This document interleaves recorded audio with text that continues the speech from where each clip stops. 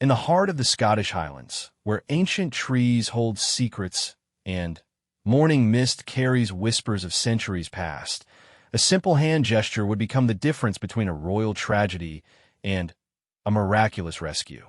What began as an ordinary patrol through Balmoral's vast forests would transform into a story that would never make headlines, yet would forever change the lives of those who lived it.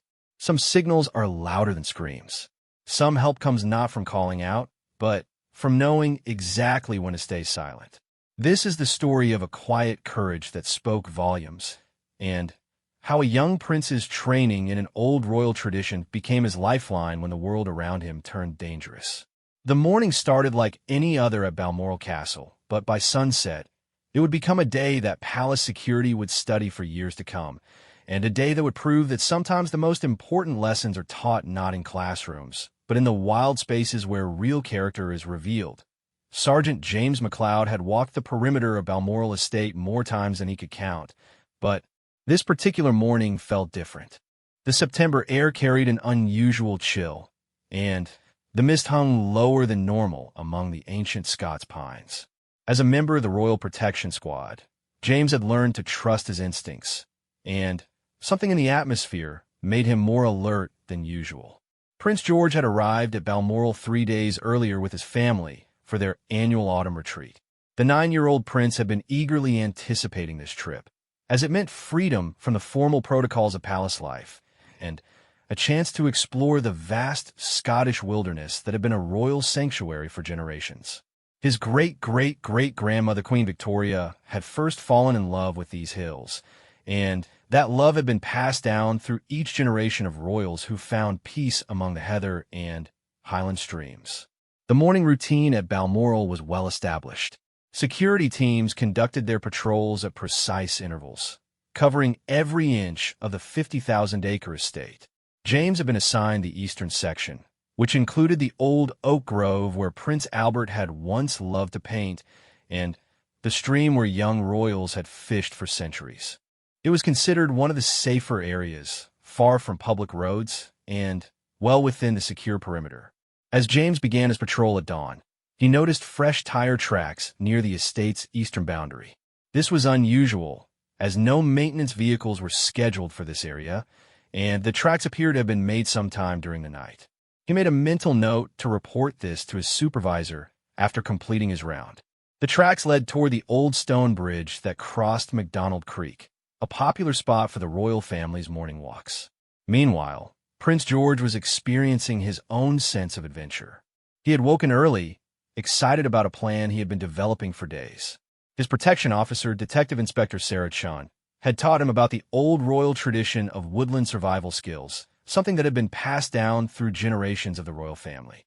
Queen Elizabeth II herself had been trained in basic survival techniques during World War II, and this knowledge had become part of the informal education that young royals received. The prince had been particularly fascinated by the silent communication methods that royal protection used. Inspector Chun had shown him basic hand signals used by security teams, including the universal sign for danger and the specific gesture that meant help needed but maintain silence. She had explained that these signals were crucial because sometimes the biggest threat to safety was making noise that could alert potential dangers to one's location. "Your Royal Highness," Inspector Chun had said during one of their woodland walks, "sometimes the bravest thing you could do is stay quiet and wait for the right moment to act. Panic makes noise, but wisdom makes the right choice at the right time." Prince George had practiced these signals privately, never imagining he would need them for anything more than games. But that morning, as he prepared for what he thought would be a solo adventure to the old oak grove, he carefully reviewed the hand signals in his mind. His plan was simple: slip out early, explore the forest for an hour, and return before anyone noticed he was gone. It was the kind of harmless rebellion that had tempted young royals for generations. The security protocols at Balmoral were designed with multiple layers of protection. Prince George's room was monitored, but the family had requested a more relaxed approach during their private retreat. The prince knew the general routine of the security teams and had noticed that there was a brief window each morning when the guards changed shifts. It was during this window that he planned to make his escape. At exactly 6:30 in the morning, Prince George slipped out of his room and made his way through the castle's back corridors. He had studied the layout carefully and knew which stairs creaked and which doors made noise when opened. The prince was dressed in his outdoor clothes and carried a small backpack with water and snacks, evidence of his careful planning. The early morning air was crisp and filled with the scent of pine and approaching autumn. Prince George felt a thrill of freedom as he made his way across the castle grounds toward the forest. The mist provided perfect cover, and he moved silently through the gardens, following a path he had memorized during previous family walks. His destination was the old oak grove, about 20 minutes' walk from the castle through well-worn deer paths. As the prince entered the forest, he felt the weight of ancient history around him. These were the same paths walked by countless generations of his family. His father had explored these woods as a boy, as had his grandfather and great-grandfather before him. There is something magical about following in their footsteps, about experiencing the same sense of adventure that had called the young royals for over a century. James MacLeod was now deep into his patrol route when he noticed something that made him stop completely. Near the old stone bridge, partially hidden by morning mist, was a small camp that definitely had not been there the day before. A single tent, a cold fire pit, and what appeared to be the remnants of a hasty departure. His training immediately kicked in, and he began to carefully document what he saw without disturbing any potential evidence. The campsite showed signs of recent occupation, probably from the previous night. Whoever had been here had left quickly, but they had been watching the estate. James found footprints leading to a vantage point that provided a clear view of the castle's eastern wing, exactly where the royal family's private quarters were located. His unease grew as he realized that this was not a random camping incident, but potentially something much more serious. Using his radio carefully, James called for backup and began to establish a perimeter around the abandoned campsite. The protocols were clear. Any unauthorized presence on the estate during a royal visit was to be treated as a potential security threat. As he waited for additional units to arrive, James began to methodically search the area for any clues about who had been camping there and why. It was during this search that James made a discovery that changed everything. Hidden under a pile of leaves near the campsite was a detailed map of Balmoral estate. The map was marked with specific locations: the castle, the main security checkpoints, and several woodland paths that were commonly used by the royal family for their walks. Most disturbing of all, someone had circled the old oak grove and marked what appeared to be times and dates. The implications were immediately clear to James. This was not random. Someone had been planning something, and they had been watching the estate long enough to learn the family's routines. He quickly radioed this information to the command center while beginning to trace the paths marked on the map. One of those paths led directly toward the old oak grove, and according to the markings, something was planned for this very morning. Meanwhile, Prince George was making his way deeper into the forest, completely unaware of the danger that might be waiting for him.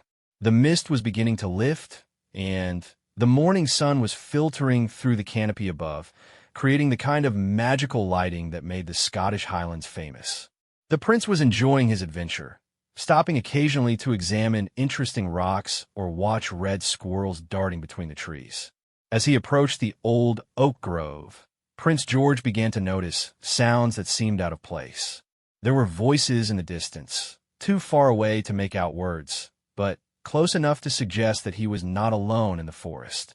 His training with Inspector Chun immediately came to mind, and he began to move more carefully, using the natural cover provided by the large trees and thick undergrowth. The prince found himself torn between curiosity and caution.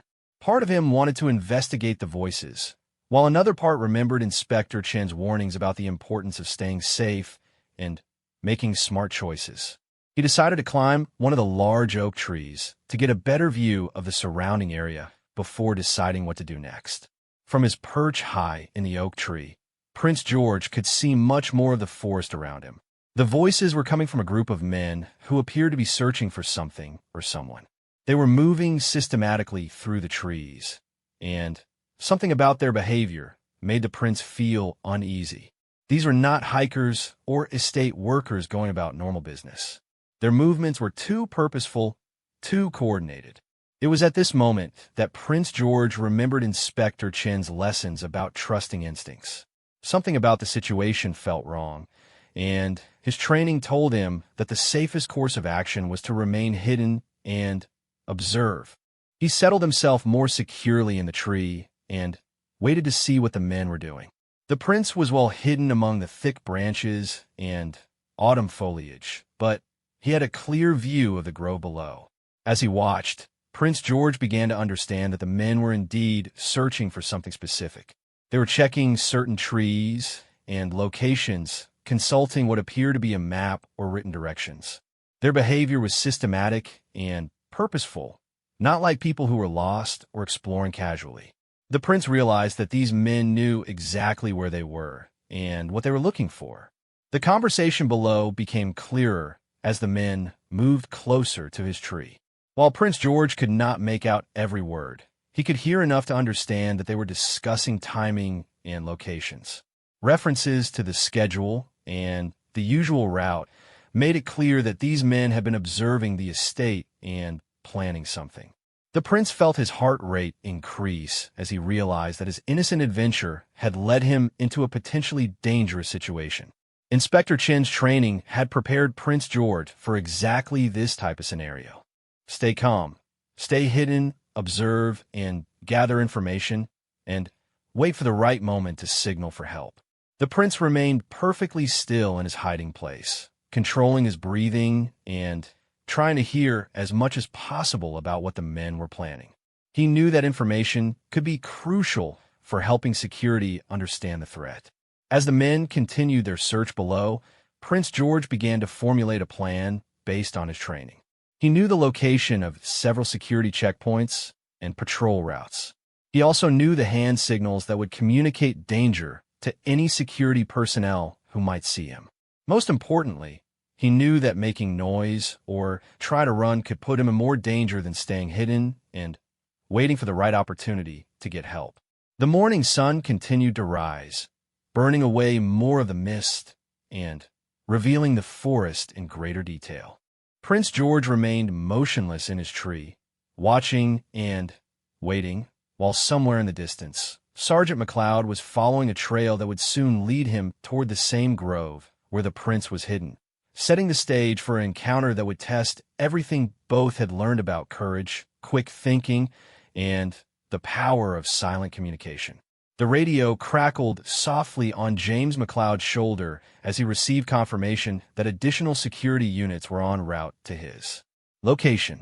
The abandoned campsite had revealed more troubling evidence with each passing minute. Along with the marked map, James had discovered a notebook containing detailed observations about the royal family's daily routines, including specific times when Prince George typically went for walks with his protection detail.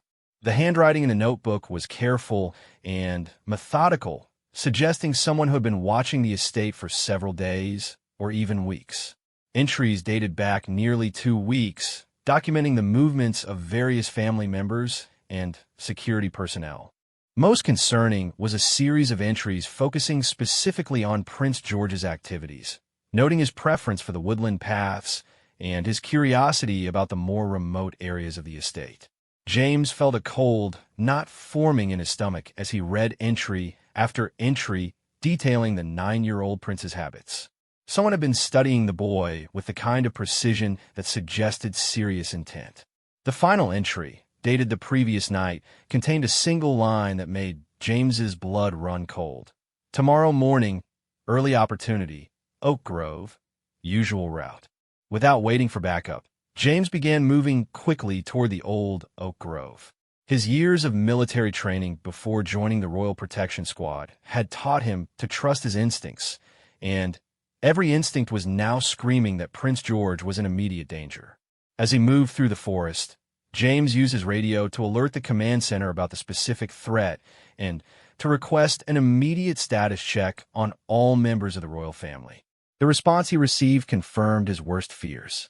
Prince George was not in his room, and no one had seen him since the previous evening. A full security alert was immediately activated, but James knew that he was likely the closest protection officer to wherever the prince might be.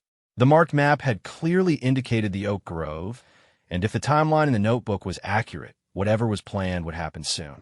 Meanwhile, high in his oak tree hiding place, Prince George was beginning to understand more about the conversation taking place below him. The three men were discussing what they called the pickup, and they were clearly waiting for something or someone to arrive. Their conversation included references to timing that matched the prince's usual morning walk schedule, confirming his growing suspicion that their presence was not coincidental. One of the men, who appeared to be the leader, was consulting a watch frequently and directing the others to specific positions around the grove. The prince realized that these men were setting up some kind of ambush or trap, and that he was likely their intended target. The careful positioning and constant time checks suggested that they expected him to arrive at a predictable moment, probably during his usual morning walk with Inspector Chun. Prince George felt a mixture of fear and determination as he processed this information. Fear because he understood the seriousness of his situation, but determination because he knew that his unexpected presence here might actually give him an advantage. The men below were clearly expecting him to arrive with his protection detail along the main path, not to already be hidden above them, gathering intelligence about their plan. The prince's training with Inspector Chun had emphasized the importance of remaining calm under pressure and making rational decisions even when afraid. He took slow, controlled breaths and began to think through his options. Running was not feasible as he was surrounded, and calling out would only alert the men to his presence without guaranteeing that help would hear him. His best option was to remain hidden and wait for an opportunity to signal for help when security personnel arrived. As he watched the men position themselves around the grove, Prince George began to memorize details that could be important for security. He noted their approximate heights, clothing descriptions, and the fact that at least one of them appeared to be carrying what looked like a small bag or medical kit. The organized nature of their operation suggested that this was not a random kidnapping attempt, but something that had been carefully planned over time. The sound of footsteps approaching through the forest made everyone freeze. Prince George pressed himself closer to the tree trunk and peered carefully through the leaves to see who was coming. The men below immediately moved to their predetermined positions, confirming that they were indeed waiting in ambush for someone to arrive along the path. James McLeod emerged into the clearing with his weapon drawn and his senses on high alert. His military training was immediately evident in the way he moved and assessed the situation. James had approached the grove from an angle that the ambushers had not anticipated, giving him a tactical advantage that he quickly recognized and exploited. From his elevated position, Prince George could see both James and the three men who were now in hiding around the grove. The prince realized that James was walking directly into a trap and that he needed to find a way to warn the security officer without alerting the ambushers to his own presence. This was exactly the kind of scenario that Inspector Chun had described when teaching him about silent communication and the importance of timing. The prince knew that James would be trained to recognize the hand signals that Inspector Chun had taught him, but he needed to position himself where the security officer could see him without the ambushers noticing. Moving carefully within the tree, Prince George found an angle where he could be visible to James, but remained hidden from the man on the ground. As James moved deeper into the grove, he was simultaneously searching for signs of Prince George and maintaining awareness of potential threats. His discovery of the abandoned campsite had put him on high alert, and he was moving with the assumption that danger could come from any direction. The grove was quiet except for normal forest sounds, but James's experience told him that this could be deceptive. It was at this crucial moment that James happened to look up toward the canopy while scanning for potential hiding places. The movement that caught his eye was small and careful, but it was definitely human and definitely intentional. Someone was in one of the oak trees, and they were trying to get his attention without making noise. Prince George saw the exact moment when James spotted him and carefully began the hand signal that Inspector Chun had taught him for danger: maintain silence. The signal was subtle, but clear to anyone trained in protection protocols. James immediately understood both that Prince George was safe for the moment and that there was immediate danger in the area. The security officer's response was immediate and professional. Without changing his apparent casual movement through the grove, James began to position himself to better assess the threat that Prince George was warning him about. His years of training allowed him to appear relaxed while actually preparing for action, buying crucial time to understand the situation. Prince George continued his careful signaling, using the silent communication methods he had learned to indicate the number and approximate positions of the men hiding around the grove. James followed the prince's guidance with his eyes, gradually identifying each of the ambushers who thought they remained hidden. The tactical situation became clear.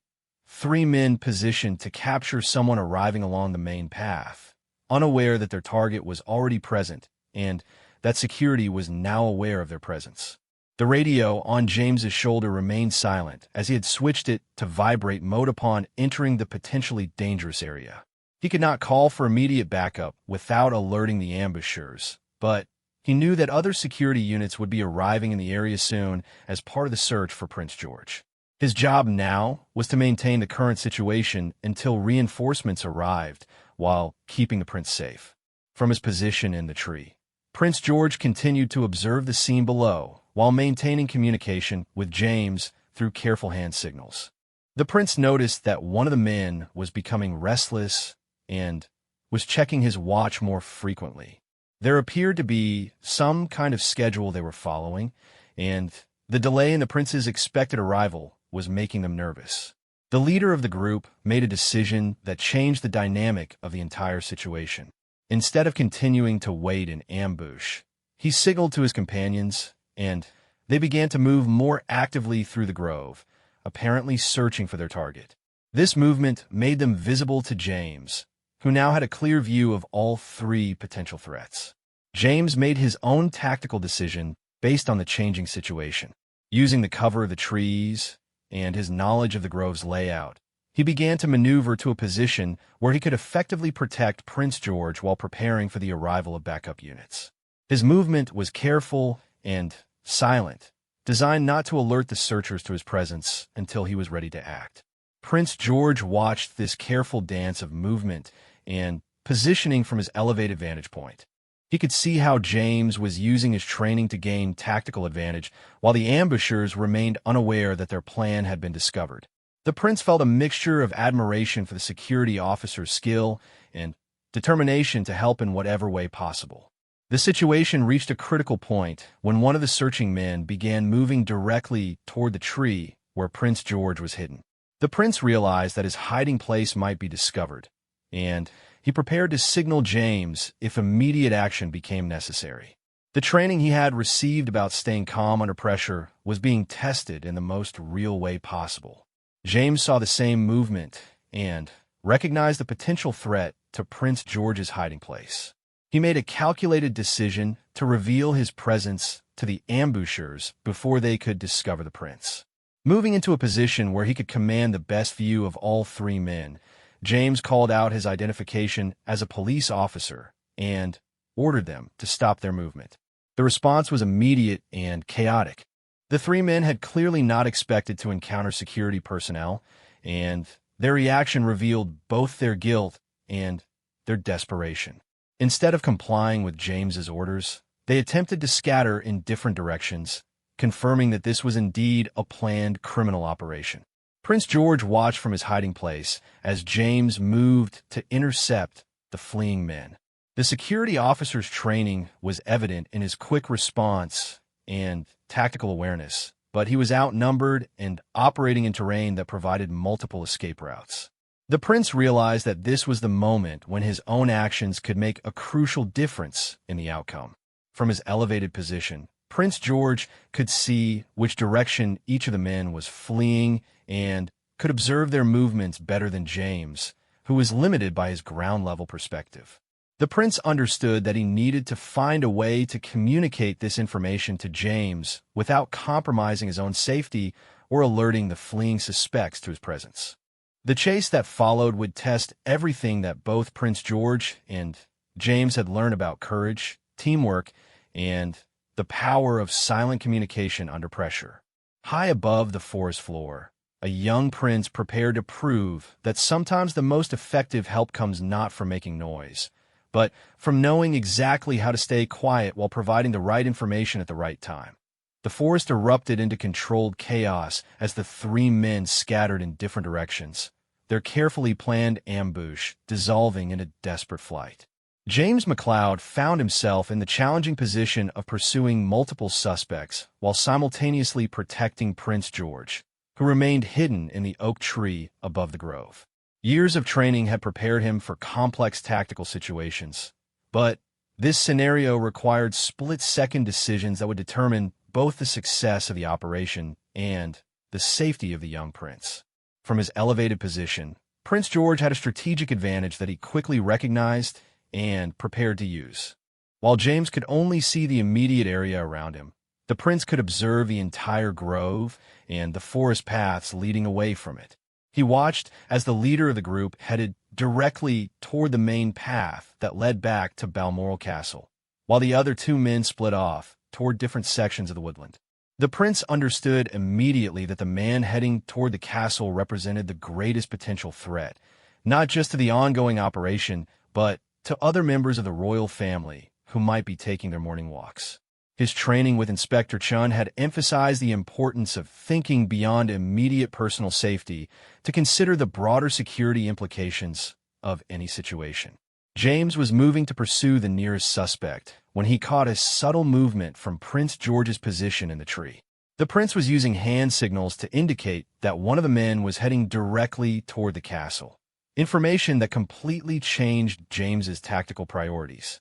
Instead of pursuing the closest target, James immediately understood that he needed to intercept the suspect who posed the greatest threat to the royal family. The silent communication between James and Prince George demonstrated the value of the training that Inspector Chun had provided. Without a single spoken word, crucial tactical information was being passed between them, allowing James to make informed decisions about how to handle multiple threats simultaneously. The prince's elevated position had turned him from a potential victim into a valuable intelligence asset. As James changed direction to pursue the suspect heading toward the castle, Prince George continued to monitor the movements of the other two men. One was moving deeper into the forest, apparently attempting to reach the estate's eastern boundary, where a vehicle might be waiting. The other seemed disoriented and was moving in circles, possibly confused by the forest layout in his panic to escape. The radio on James's shoulder vibrated with an incoming message from the command center. Backup units were now entering the forest from multiple directions, and a helicopter was en route to provide aerial surveillance. James quickly relayed the positions of the three suspects based on the intelligence he was receiving from Prince George, giving the other security teams crucial information for coordinating their response. Prince George watched as the well-coordinated security operation began to take shape around him. Additional officers emerged from different paths, moving with the precision that comes from extensive training and clear communication.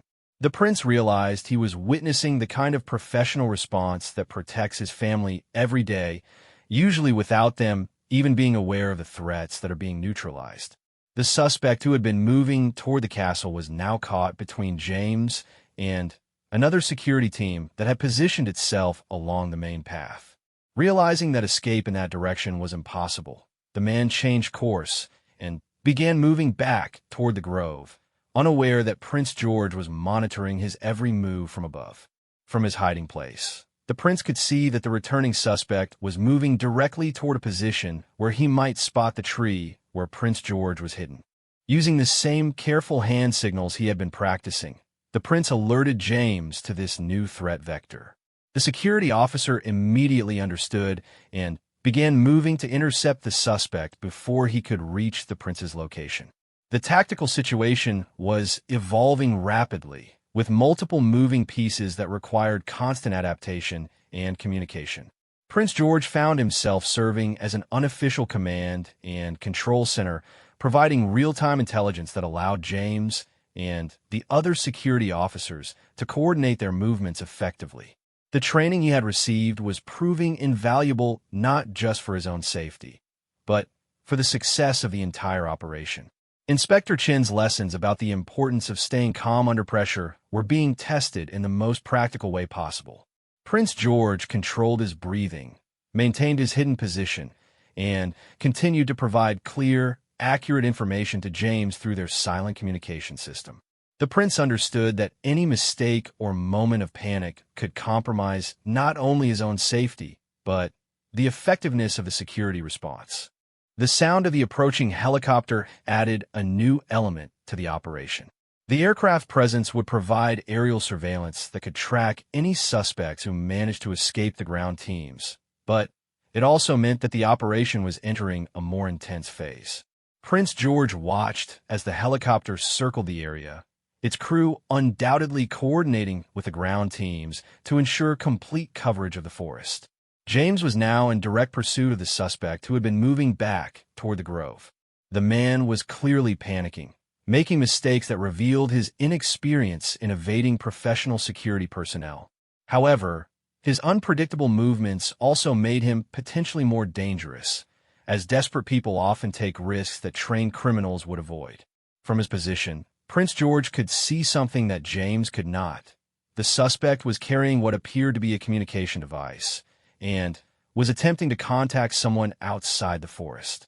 This suggested that there might be additional elements to the operation that the security teams had not yet identified. The prince carefully signaled this information to James, who immediately relayed it to the command center. The information about potential outside communication prompted an immediate expansion of the security response. Additional units were dispatched to monitor the roads around Balmoral estate, and electronic surveillance was activated to detect and intercept any communications related to the operation. Prince George's observation had revealed a crucial piece of intelligence that could prevent the suspects from receiving external assistance or alerting accomplices. As the net tightened around the three suspects, Prince George began to consider his own next moves. The immediate danger appeared to be contained, but he was still in a vulnerable position high in the tree. Inspector Chun had taught him that knowing when to emerge from hiding was just as important as knowing when to conceal oneself. The timing had to be perfect to avoid compromising the ongoing operation. James was now close enough to the returning suspect to attempt an arrest, but the man's erratic movement through the dense undergrowth was making approach difficult. Prince George could see the entire sequence of movements from above and began signaling tactical information that helped James anticipate the suspect's likely path and position himself for the most effective intervention. The coordination between the prince and the security officer had become seamless, demonstrating how effective training and clear communication could create tactical advantages even in complex, rapidly changing situations. What had begun as a lesson in silent communication during peaceful woodland walks was now proving its value in a real security operation. The moment of arrest came suddenly and efficiently. Using the information provided by Prince George's elevated observation, James positioned himself perfectly to intercept the suspect when he emerged from a particularly dense section of undergrowth. The apprehension was swift and professional, with minimal disruption to the forest environment and no opportunity for the suspect to use his communication device. With one suspect in custody, the focus shifted to the other two men who were still at large in the forest. The helicopter crew reported visual contact with one suspect near the eastern boundary, where additional ground units were moving to intercept. The third suspect appeared to have found a temporary hiding place deeper in the woods, but the expanding security perimeter made his eventual capture inevitable. Prince George continued to monitor the situation from his elevated position, now serving as a communications relay between James and other security units in the area. His unique vantage point allowed him to track movements and provide updates that helped coordinate the ongoing search. The prince was beginning to understand how individual actions could contribute to larger security operations.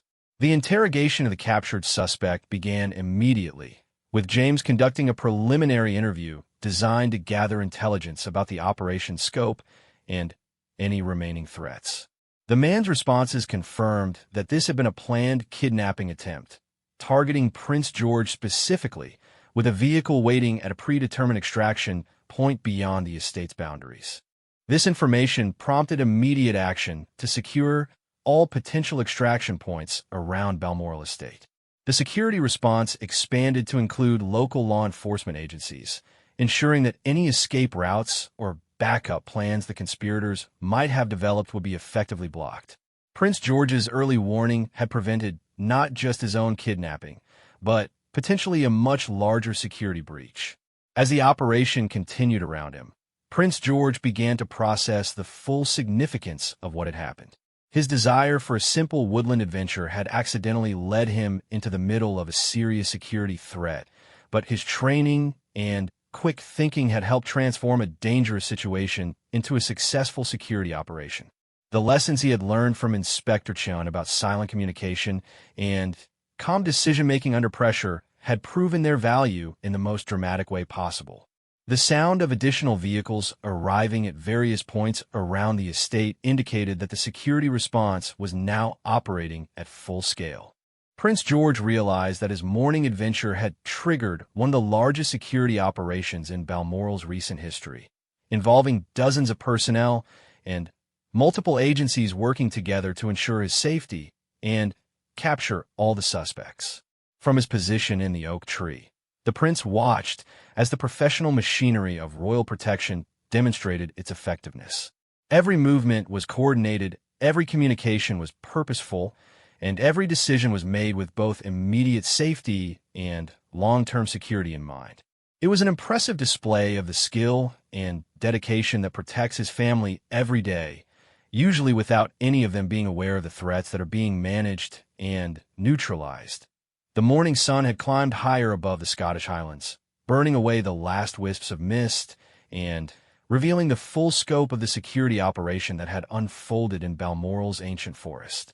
From his perch in the oak tree, Prince George could now see security personnel positioned throughout the woodland, their professional movements coordinated by radio communications that had transformed the peaceful grove into the center of a precisely executed law enforcement operation. The capture of the remaining 2 suspects happened with remarkable efficiency. The helicopter crew's aerial surveillance had pinpointed the exact location of the man near the eastern boundary, allowing ground units to approach from multiple directions simultaneously. The final suspect, who had been hiding in a dense thicket deeper in the forest, was located by search teams using thermal imaging equipment that had been brought in as part of the expanded response.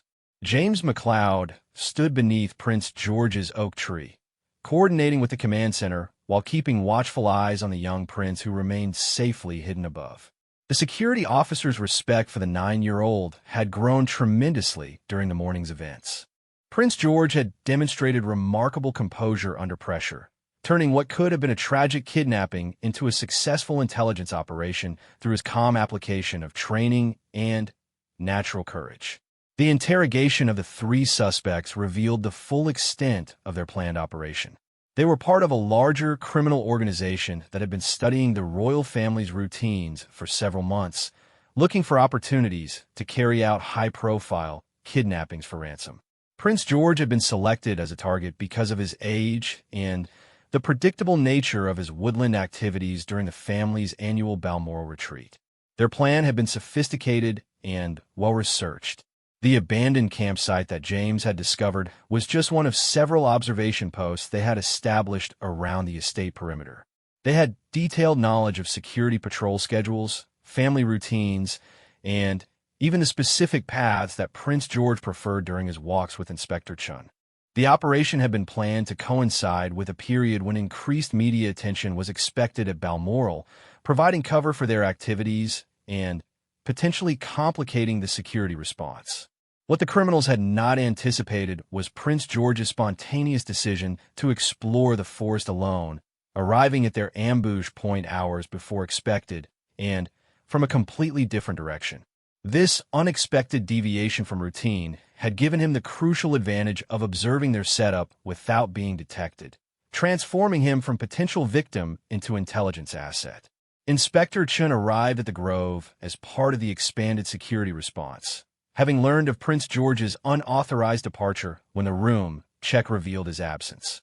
Her relief at finding him safe was evident, but so was her recognition that his training had been instrumental in preventing a serious incident. The lessons about silent communication and maintaining composure under pressure had been applied exactly as intended, proving their value in real-world circumstances.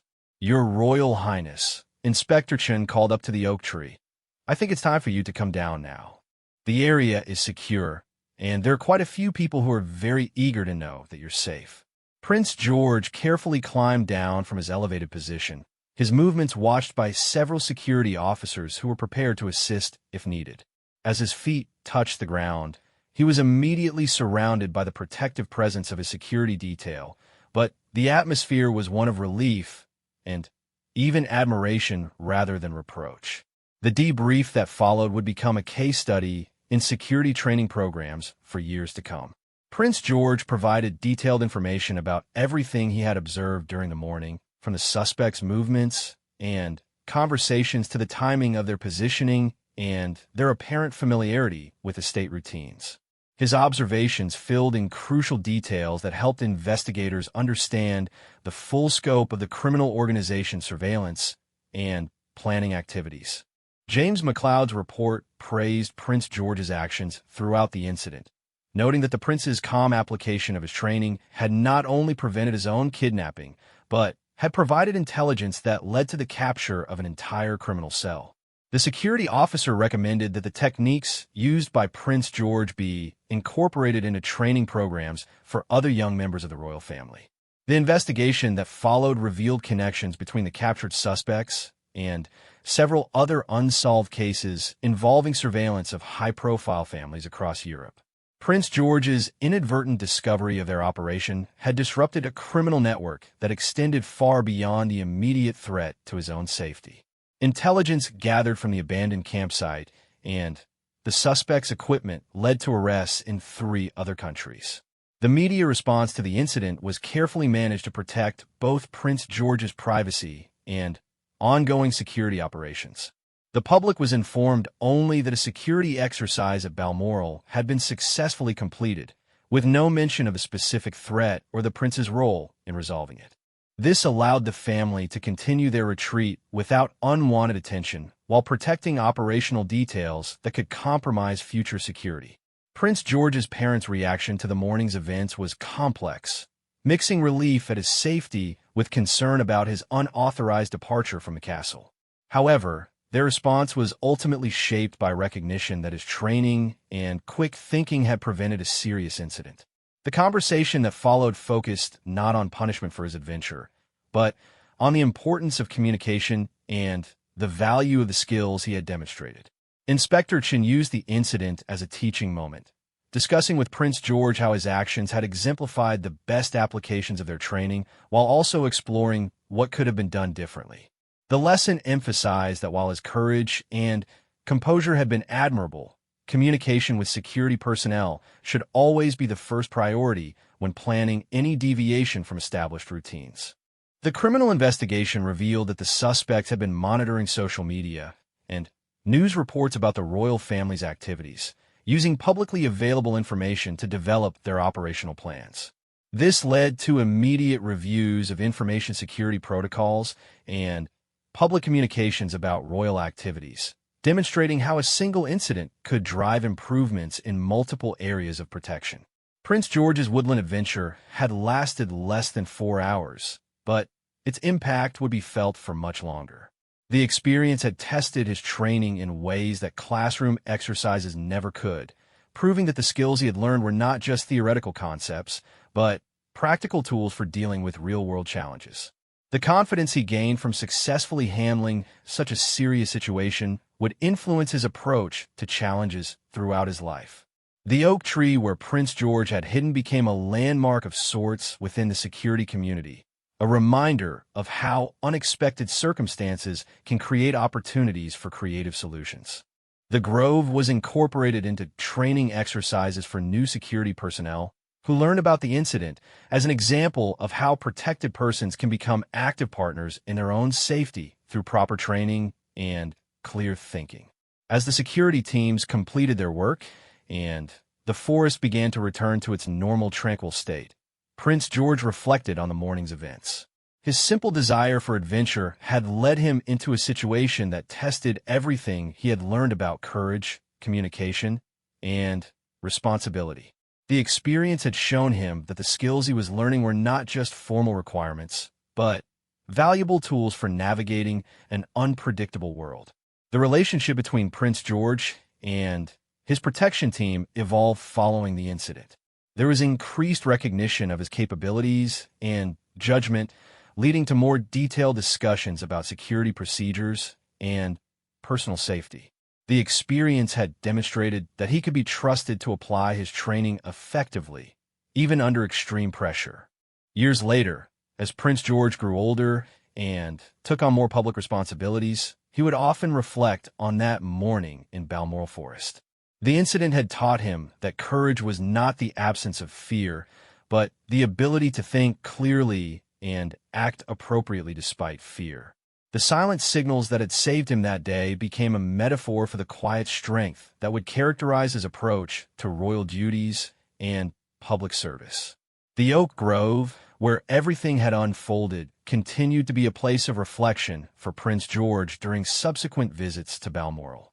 The ancient trees that had provided shelter and a tactical advantage that morning became symbols of the enduring strength and wisdom that had protected his family for generations. In that quiet corner of the Scottish Highlands, a young prince had learned that sometimes the most powerful communications are those that require no words at all. The morning's events had begun with a simple desire for woodland adventure and ended with a demonstration of how proper training, clear thinking, and silent communication could transform a dangerous situation into a victory for justice and safety. In the annals of royal protection, it would be remembered as the day when a 9-year-old prince proved that courage comes in many forms, and sometimes the quietest signals speak the loudest of all.